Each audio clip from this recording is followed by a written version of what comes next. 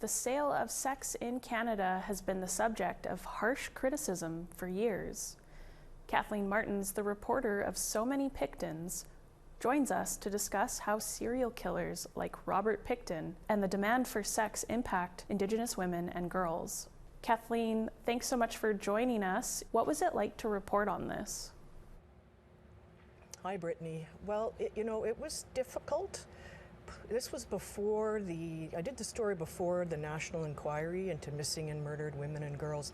So the subject, which threw a light on the subject, but before that, police were still careful. So I considered it a coup to actually get a couple of Mounties on camera talking about their investigation.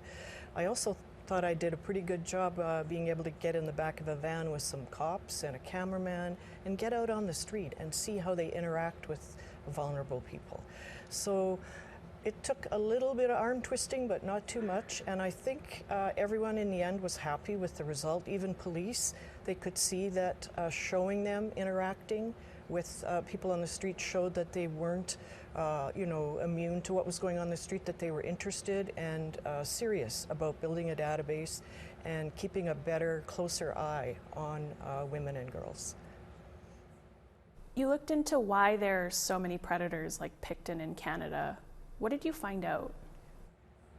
Well, again, pre-inquiry, the subject was still pretty hush-hush, and voices of the street were not taken as seriously as they are now. I think we all learned from the Pickton case where people on the street said, there's a serial killer, and it was discounted by police.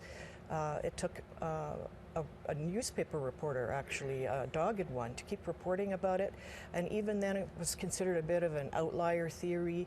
That kind of information coming from the street, coming from people who work with people on the street, was not taken seriously by police. In the end, police had to apologize.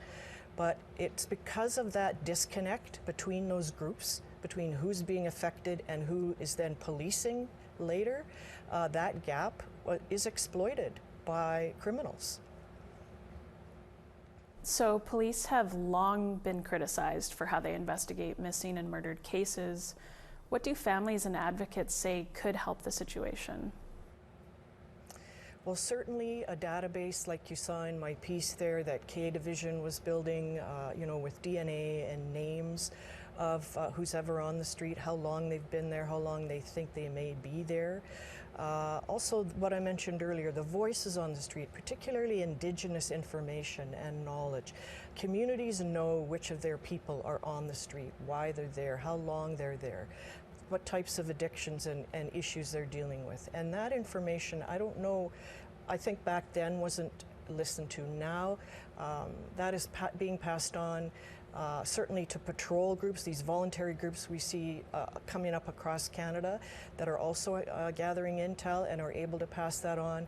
So I think what advocates really want to see, because they were the first to link the MMIWG issue and who's on the street trying to meet the demand for sex and being sex trafficked, they want to see partnerships between the police and the people on the street and who work with them and have that information. Again, it's about information and getting it into the hands of people who can keep it top of mind so that when a crime does occur, it's not considered just a one-off like the disappearances were on the downtown east side, and they weren't linked together. Well, we'll have to leave the conversation there. Thank you so much, Kathleen. Oh, you're very welcome. Sure.